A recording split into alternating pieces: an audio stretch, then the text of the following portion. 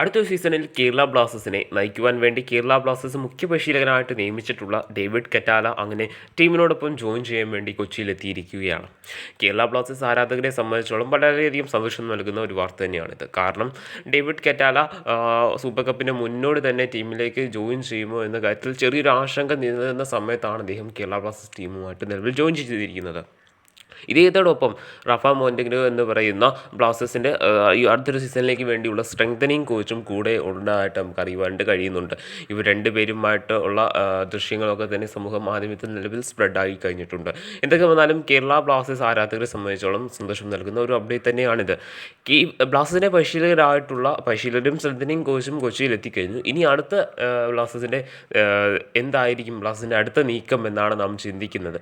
So അടുത്തൊരു നീക്കം എന്ന് പറയുന്നത് വരാൻ പോകുന്ന സൂപ്പർ കപ്പിനോട് ഒരുങ്ങുക എന്നുള്ളത് തന്നെയാണ്. അതായത് കോച്ചിൻ്റെ നിർദ്ദേശങ്ങൾ പാലിച്ച് അടുത്ത് വരാൻ പോകുന്ന സൂപ്പർ കപ്പിൽ നല്ലൊരു പ്രകടനം കാഴ്ചവെക്കുക മാത്രമായിരിക്കും കേരള ബ്ലാസ്റ്റേഴ്സ് ടീമിൻ്റെ നിലവിലുള്ള ആ ഒരു ഉദ്ദേശം എന്ന് നമുക്ക് വ്യക്തമാണ്. വരാൻ പോകുന്ന സൂപ്പർ കപ്പെങ്കിലും നേടി ഈ ഒരു സീസൺ നന്നായിട്ട് തന്നെ, അതായത് ഡ്യൂറൻ കപ്പും അതോടൊപ്പം തന്നെ ഡ്യൂറൻ കപ്പും ISLും നഷ്ടപ്പെട്ട കേരള ബ്ലാസ്റ്റേഴ്സിന് ഈ ഒരു സീസണിലുള്ള ഏക ആശ്വാസമാണ് ഇനിയുള്ള സൂപ്പർ കപ്പ്. തുടർച്ചയായി 5 മത്സരങ്ങൾ, അതായത് നോക്കൗട്ട് സ്റ്റേജിലുള്ള മത്സരങ്ങളാണ് സൂപ്പർ കപ്പിലുള്ളത്. സോ അതിലൊരു 5 മത്സരം തുടർച്ചയായി ജയിച്ചു കഴിഞ്ഞാൽ തന്നെ കപ്പ് നേടാവുന്നതാണ്. സോ അതിനാൽ തന്നെ നമുക്ക് ഈ ഒരു സീസണിൽ ബ്ലാസ്റ്റേഴ്സിന് കപ്പ് നേടുവാനായിട്ട് ഡേവിഡ് കറ്റാല എന്ന പരിശീലകൻ്റെ കീഴിൽ സാധിക്കട്ടെ എന്ന് നമുക്ക് പ്രതീക്ഷിക്കാം. ഇദ്ദേഹം കൊച്ചിയിലെത്തി എന്നുള്ള കാര്യം കൺഫേംഡ് ആണ്. സോ ബ്ലാസ്റ്റേഴ്സ് ആരാധകർക്ക് സന്തോഷം നൽകുന്ന മറ്റൊരു അപ്ഡേറ്റ് ആണിത്.